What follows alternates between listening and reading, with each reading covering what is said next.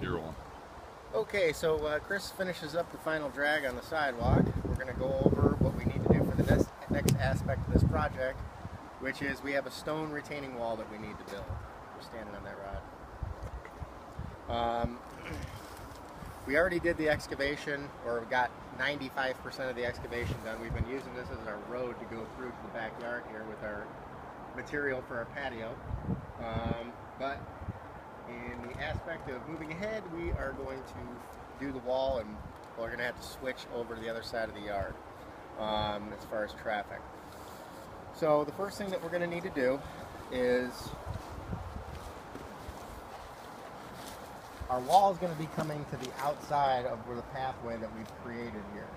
So just need to, I'll clean it up with the machine a little bit, and then once we clean it up, I already know that we're low enough because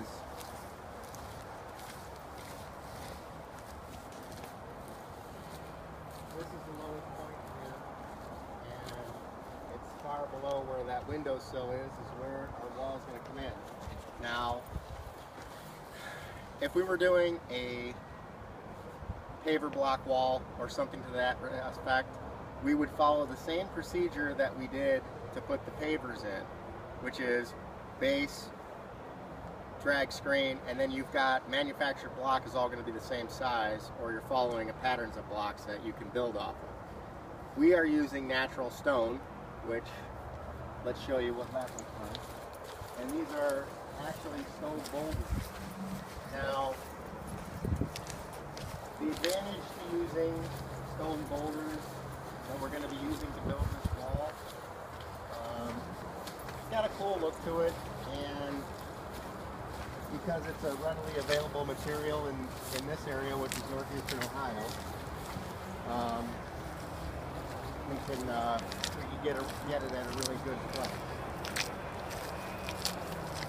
So, as you can see, looking at these boulders over here, these are sandstone flat boulders, and there's a lot of variance in them.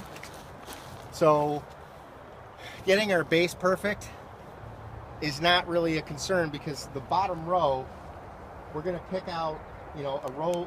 Our bottom row is going to be consistent with boulders that we're going to try and get about the same size, but we're going to have to play with them. So we're going to get our base close to level on the site level, and that means within an inch. As long as we're within an inch or so of the base, we should be good to go. And then as we put the bottom row of boulders in, we're going to be pressing it in to the baseline. Once we press that bottom row of boulders into the baseline, then we'll continue stacking up.